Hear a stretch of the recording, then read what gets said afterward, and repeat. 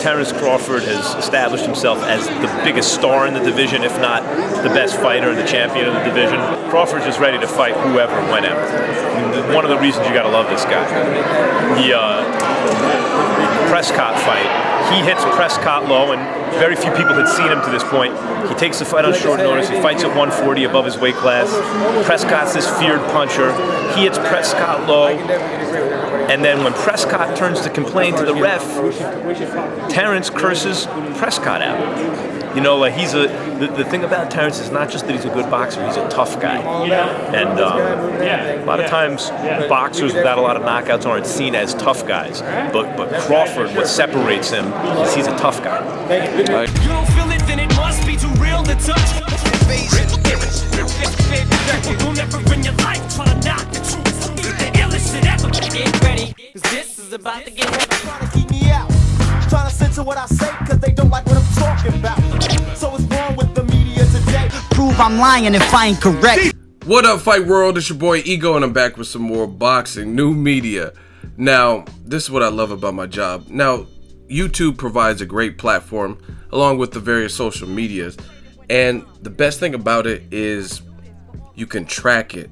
Everything that I say, videos I made in the past, they're all documented, right? And that's what I preach with the new media. It's not just about telling and giving opinions. It's about showing you. If I can't show you examples, that's what I'm striving to do. Now, I made some recent videos talking about Pacquiao. He clearly avoided Terence Crawford. Wants no parts of him next. And people said I was lying. I hate Pacquiao. I'm racist. I'm biased. I'm a Flomo.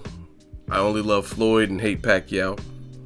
Funny thing is, on First Take, ESPN's First Take, for those of you who don't know, Max Kellerman replaced Skip Bayless, who's went on to a different network. So sitting beside Stephen A. Smith is Max Kellerman, and clearly since he's came up in the ranks through boxing, they're talking more and more about boxing on ESPN First Take. And I'm going to read some quotes, and then I'm going to expand on my thoughts regarding the Pacquiao Vargas. That was the topic of discussion on ESPN's First Take. These are direct quotes from Max Kellerman. On this episode, link in the description, Max Kellerman said, Terence Crawford is one of the best fighters in boxing. He's sitting right there waiting for a fight with Pacquiao. He's a very dangerous fight. That's a 50-50 type of fight. I think that most boxing insiders might even favor Crawford in that one. And that's a bigger money fight than a fight against Jessie Vargas. Vargas is a harder sell than Crawford. So if you're coming back and you'd rather fight the guy that's a harder sell for the money for a pay-per-view fight than the guy that's an easier sell for a pay-per-view fight, what does that mean? It means that you're doing it for the money and you're avoiding the bigger risk at this point. So the fact that Pacquiao chooses to fight Vargas instead of Terence Crawford can only say one thing at this point, that he's just fighting for the money. I know it sounds naive in a sense because it's prize fighting. They're all fighting for the money, but he's fighting as kind of like a money grab while avoiding the bigger money for the more dangerous opponent. It doesn't say good things about where he's at the moment, referring to Manny Pacquiao and his career. Now, this is hilarious to me because, again, I just told you guys, when I said very eerily similar things, it was because I only like black fighters, because I only like Floyd Mayweather and I'm a Flomo. I'm racist. I hate Pacquiao. I have a grudge against Pacquiao. I never give Pacquiao a fair shake. Meanwhile, you have an HBO commentator who has not really painted Floyd in the best light ever since Floyd left the network and went over to Showtime, and Max Kellerman. In fact, on I think it might have been the first episode of First Take with Max Kellerman, the topic was who should Pacquiao fight next, yada yada yada. And Max Kellerman had this whole spiel. It started off good, but then he started talking about if you're comparing Mayweather's career with Pacquiao, you would want to be Mayweather for the money and in the business because he fought opponents when the risk was low and the reward was high. But if you want to fight like the fighters, man's man, then you would want Pacquiao's career because he just never ducked anyone and took in any and all comers and all the best challenges. And he made Pacquiao seem like Pacquiao's never cherry picked and Mayweather basically cherry picked. And it's funny because a few weeks later, now he's pretty much contradicting himself and saying the opposite and basically saying that Pacquiao cherry-picked and passed up the bigger fight with Terence Crawford, which is what I said, in favor of a Jessie Vargas fight. And he calls it a quote-unquote money grab. So it's just, I'm having fun with this new media stuff. This is hilarious because, again, when it comes to new media, you guys can try your damnedest to make me appear racist or like I hate this fighter or that fighter, but there are respected industry professionals of all walks of life that say the same thing. Now, look at some of these other channels, other articles, other reporters, other media write-ups and stuff like that, and they say things like, oh, Floyd Mayweather's the biggest bitch in boxing history. He's the #1 cherry-picking coward in the last 100 years. He sucks. He's gay. Gay runner, KFC Floyd. They're saying all of these. Even in the titles sometimes, these are the titles of videos or articles. They say all this. Floyd ruined boxing. Yet, there's nobody who has been anti-Floyd Mayweather in the past that is agreeing to that. There's nobody agreeing to that in the industry. You can't get Ricky Funes of Tin Goosen and say, what are your thoughts on Floyd? And then he says all that. Floyd's the biggest bitch and #1 gay runner. He's not saying that. But meanwhile, something I said, new media, about Crawford being avoided by Pacquiao, which turned out to be true, you have somebody who has always spoken highly of Manny Pacquiao. That's got to amount to something. It'd be one thing if Max Kellerman, through his whole career, had always shit on Pacquiao or always said bad things about Pacquiao. Even though Paulie Malignaggi actually speaks a lot of truth, a lot of people believe that he has a grudge against Pacquiao. He's accused him of being on drugs.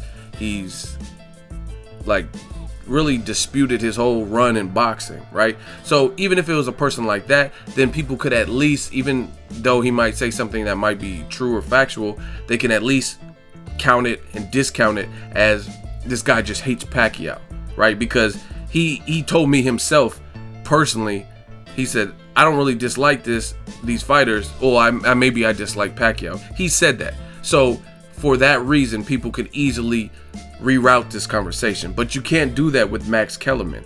Max Kellerman has always showed Pacquiao a level of respect. Again, I just gave you an example of First Take. You could watch, the link is in the description, and he gave Pacquiao props and said Pacquiao never ducked anyone, never cherry picked. But in this First Take, he pretty much says the opposite and says that Pacquiao should have faced Terence Crawford, which is what I've been saying. So is Max Kellerman racist? Is he a Flomo? I mean, clearly he said bad things about Floyd in the past.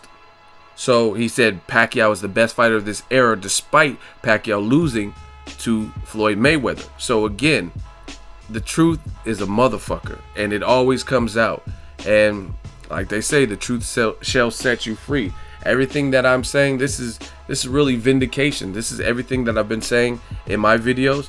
This is proof because you're getting it from a respectable boxing head, even though I don't always agree with Max Kellerman. I mean, he's breaking it down. He's saying, Pacquiao, you're coming back for a money grab. You could make more money with Terence Crawford, although that fight is a bigger risk based on the style. And if you watch the First Take, he also says stuff like, he kept talking about how nice of a person Vargas is. He said, he's a commentator, he's a nice guy, he's just real nice, and he helped fighters out. I mean, nice doesn't win you fights, so that's cool. He says he's a good fighter, he's not bad, but Max Kellerman, no matter what he says in interviews, he's smart. I've interviewed him before. He knows boxing. So whether he has to put on for HBO and say things like Pacquiao is the best fighter of this era despite losing to Floyd Mayweather or whatnot, he knows boxing. He studied the game. He's a student of the game, things like that. But sometimes he goes left when he knows what's right. So, I mean, he broke it down. There's no point to fight Jessie Vargas for less money, and that's the thing about it. New media is ruining some of y'all lives because some of y'all channels and some of these other writers, you don't look credible because you can't disprove this stuff. Like I said, you can dislike, but you can't disprove with new media. And what I mean by that is, for example, if you think Pacquiao, the only thing you could really say to save face is Pacquiao is such a legend, he could do whatever he wants. He deserves an easy fight. That's the only thing you could say, is he's just such a legend, he doesn't have anything to prove. But you can't not call this a duck of Terence Crawford. Bob Arum said he wants to fight. Terence Crawford says he's down for the fight, but he's not going to beg for the fight, but he's ready to fight Pacquiao. So what could you say when Pacquiao is instead fighting Jessie Vargas, a guy who stylistically, that style suits Pacquiao better than the Crawford style, a counter puncher, a guy with athleticism, speed, taller, but can move, you know what I mean? Ambidextrous, switch hitter. You can't say, oh, but Terence Crawford, he only sold 50,000 pay-per-views, man, versus Postal is only 50,000, because guess what? Jessie Vargas has never headlined on pay-per-view at all. So he has a goose egg in that column. So you can't use that. You can't say, oh, but Jessie Vargas, he's doing it because Jessie Vargas is a champion. Because Terence Crawford is also a champion, and he just unified a belt from Victor Postal. So he's coming off of a great win as well. And that was perceived as more of a 50-50 fight. Jessie Vargas is coming off a good win against Saddam Ali. He won a vacant title. See, Terence Crawford beat champions to get titles. He didn't fight for a vacant title. He just beat another champion in Victor Postal who fought for a vacant belt, but he won that vacant belt and he was a champion at the time where Crawford fought him, right? So you can't say that. Jessie Vargas fought for a vacant belt, beat his man, who was Saddam Ali, an Olympian, but he hadn't been tested on the grand scale. That was like probably the best name on his resume. Jessie Vargas, Luis Carlos Abregu, and Francisco Chia Santana, who Kareem Mayfield knocked out, and just he went the distance with Jose Benavidez after that. So that's the point. Jessie Vargas, he's tough, he has heart, he's likable. I met him, but stylistically that fight suits Pacquiao well, and Pacquiao chose the money grab because it's easier. So you can't say, oh, it's because Vargas is a champion, because he's at welterweight kind of an unproven champion. He has one solid win at welterweight. One.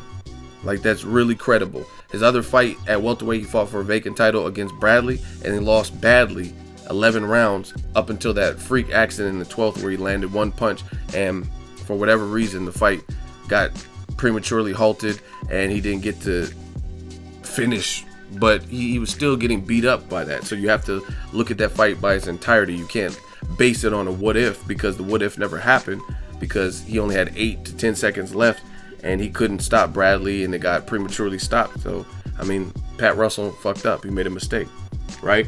So it's just funny coming from Max Kellerman, because I've said the same things and I'm a hater for it, or I hate Pacquiao. Max Kellerman doesn't hate Pacquiao, so why is he saying the same thing? He also said on this First Take segment that Jessie Vargas is not a big puncher, which is something that I said. I said Vargas, I'm not fooled by him stopping Saddam Ali, who again was untested. Good fighter, but he's untested at the grand scheme of things, you know what I mean? And I can't just take that win and just say, oh, he has all this power in the world. They did that with Victor Postal because he stopped Matisse. That's nothing to do with Terence Crawford.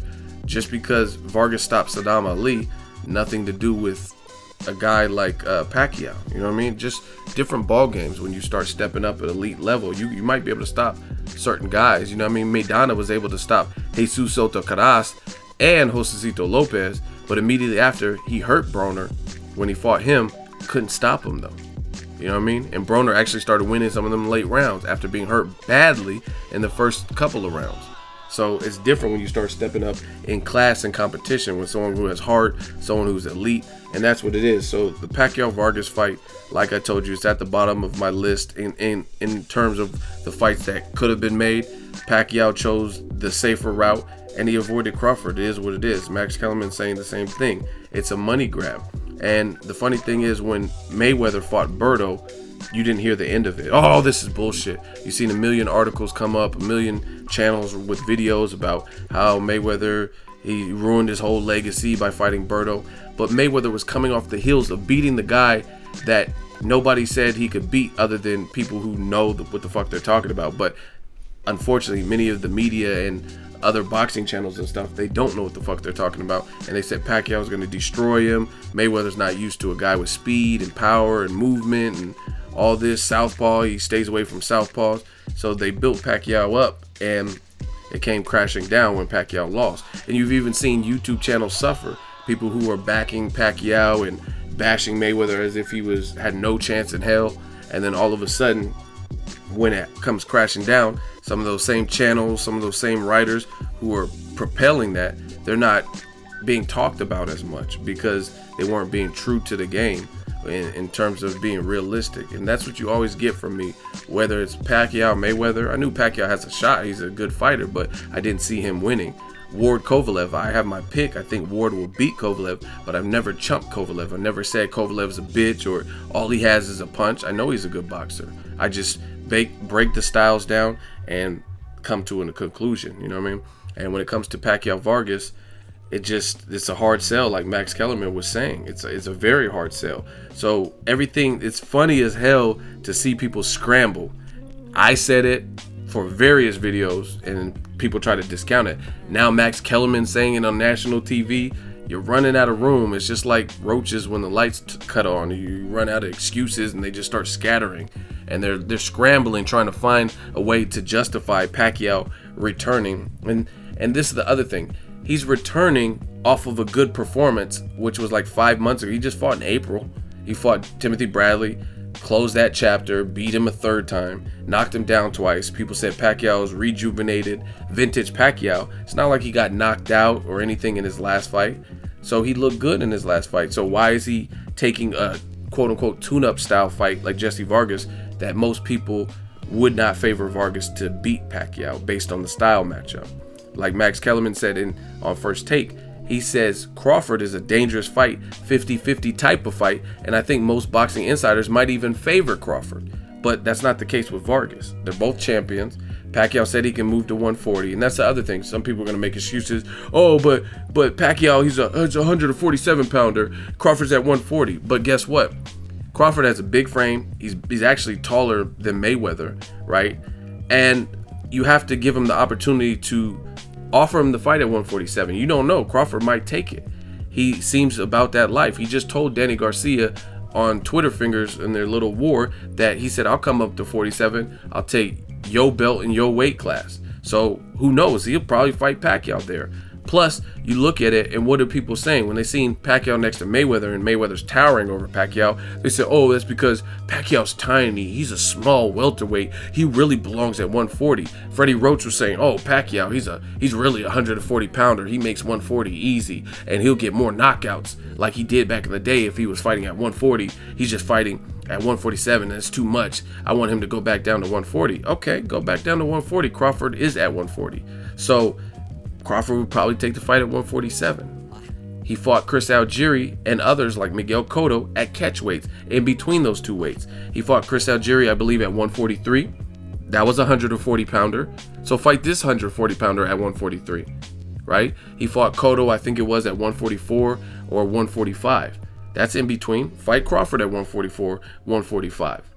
You didn't even give him that option because they didn't want no static with Crawford. It's clear as day.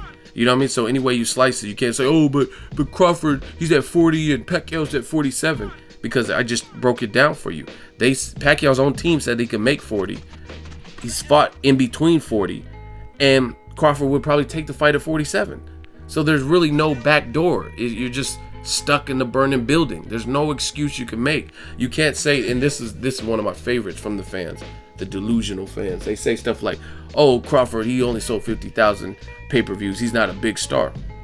Okay, fine. But Jessie Vargas is? You can't say Crawford ain't a big star who's eating luncheons and being like kind of praised by Warren Buffett and being on HBO pay-per-view, whether it tanked or not, doing stuff like that, fighting Gamboa, unifying with Postal, things of that sort. Floyd Mayweather Sr. did an interview where he's talking about Crawford, things like that, right?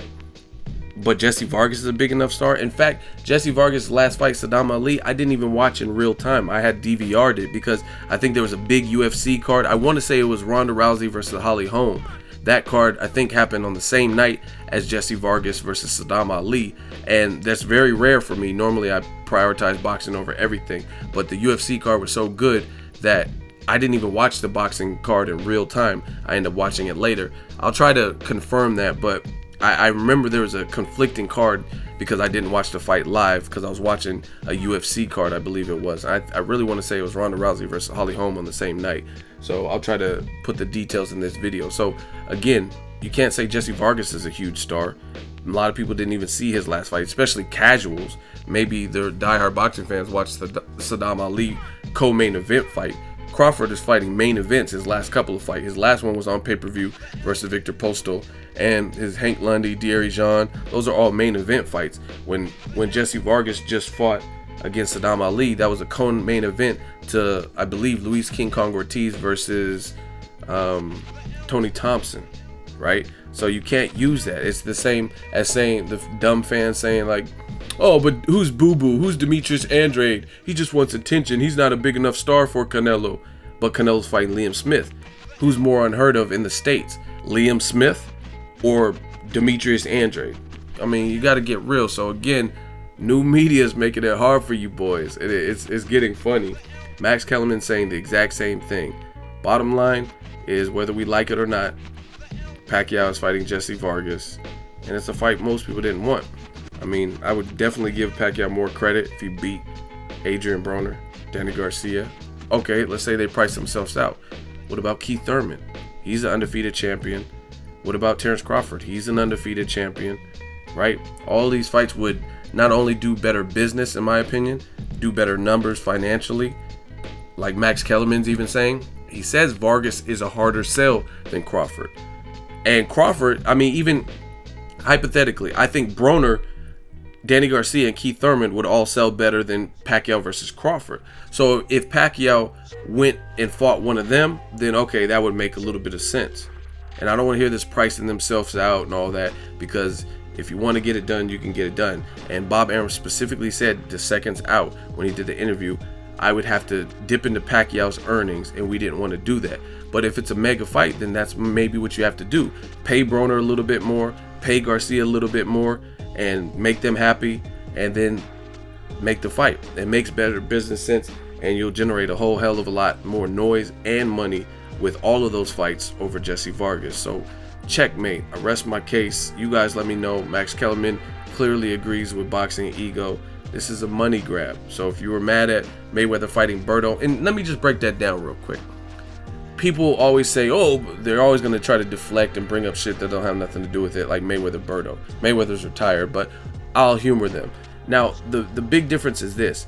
Mayweather, his schedule, he beat Miguel Cotto at 54, went to jail, came back, fought an interim champion, Robert Guerrero, coming off his best win versus Andre Berto, his best win at least in a while.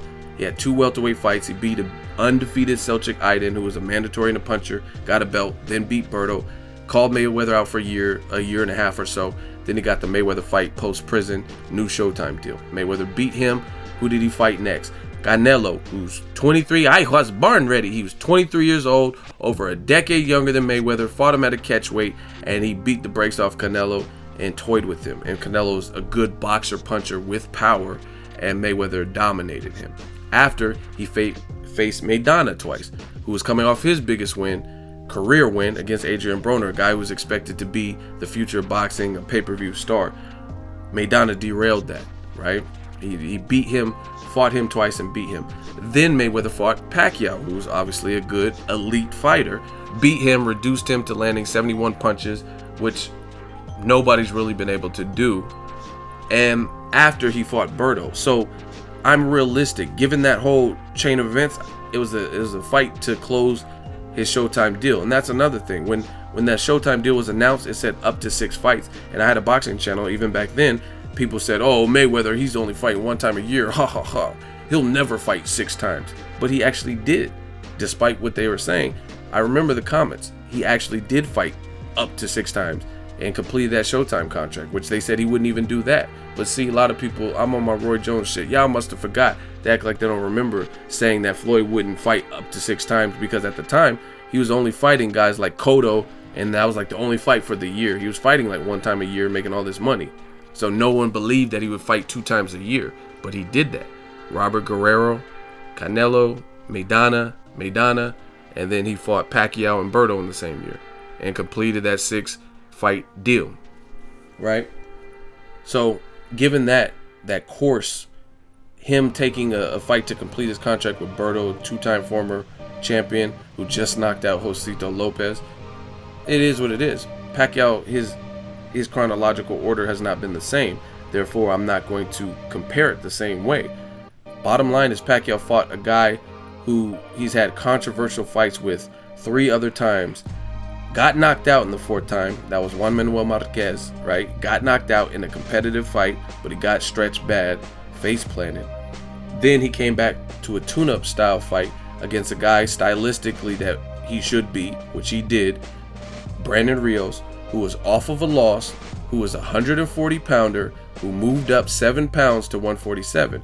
Yes, you could say Brandon Rios has a frame to do it, but it's a difference competing at that weight and having the frame to do it and having experience. Again, you have to acclimate, you know what I mean? Especially if you're fighting an elite level person. And he beat Brandon Rios, fought Chris Algieri, another 140-pounder. This time he fought him at a catch weight, guy with no power, and a guy who was a kickboxer for a majority of his life, turned boxing and turned boxer late, and had a split decision win over Ruslan Provodnikov, a guy who has a lot of power but can be outboxed, which Algieri started to do. He was hurt bad, looking like a cyclops. That was the performance that garnered him the Pacquiao shot, right? These are all facts. Pacquiao beat him at a catch weight, knocked him down 6 times. Then he fought Floyd Mayweather, lost in a disgusting manner where he looked like an amateur. Then he fights, I think he fought Bradley a 2nd time, somewhere in between there.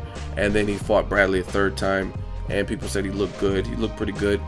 Knocked him down twice, closed that chapter, and now he's fighting Jessie Vargas. So unless he has the same schedule as Mayweather, why would I even compare that? If Pacquiao had some Canelos in there, some Maidanas in there, right, like Floyd did, a Cotto at 54 in there, then it wouldn't be as bad if he's fighting a Jessie Vargas, because maybe his schedule, he's earned that. You know what I mean? If he beat Mayweather and he fought Jessie Vargas, I wouldn't have a problem with that, because he beat the toughest test of his whole career, and now he's fighting Jessie Vargas. But that's not what happened. So we can't fabricate and make some fantasy bullshit up that didn't happen. That's Pacquiao's schedule. You can box wreck it. You can look at it. That's what happened with his last few fights. So for him, since he rarely fights at this 2nd chapter, the 2nd stage of his career, since he's rarely fighting a young, undefeated, young, strong, much bigger champion, then, like, yeah, people are going to hold him to a different standard because of his recent fights. I mean, that's just really how it goes. And Pacquiao's an elite level fighter, so we expect something from him. Again, if he had fought Maidana and some Canelos, and some people say, like, oh, he'll trash Maidana. I'd love to have seen that. When Broner and Soto Caras and all them guys was getting hurt by Maidana at 47 before he got fat and retired. He recently retired. That would have been a great fight, but he never fought that. When's the last time Pacquiao's fought a puncher that's much bigger than him, right? Brandon Rios, and I don't even know if you can say he's much bigger, because he was coming off a loss and he's a 140-pounder. So it's not looking good for Pacquiao in this particular fight. I speak my mind. That's what I feel. Checkmate. Let me know what you guys think. Make sure you like my video as always. Hate, comment, and subscribe. Till next video is Ego signing off. Oscar, if Floyd Mayweather fights Manny Pacquiao, will people still say he's worried about his record? No. Fighting Manny Pacquiao will just erase any doubt that anybody might have about Floyd. Fighting Manny Pacquiao. Everybody wants to see Manny Pacquiao, you know? I mean, if everybody thinks that Manny Pacquiao can beat Floyd, you know, great. I mean, it's one of those fights where anybody can win, you know? I mean, who will I give the edge to right now, today? I would have to go with Floyd. 3 years ago, hands down, it would have been Manny Pacquiao. But now, you know, I would go with Floyd. So, you know, it's like if he fights Pacquiao, then Floyd, I mean, will erase all doubts that anybody might have.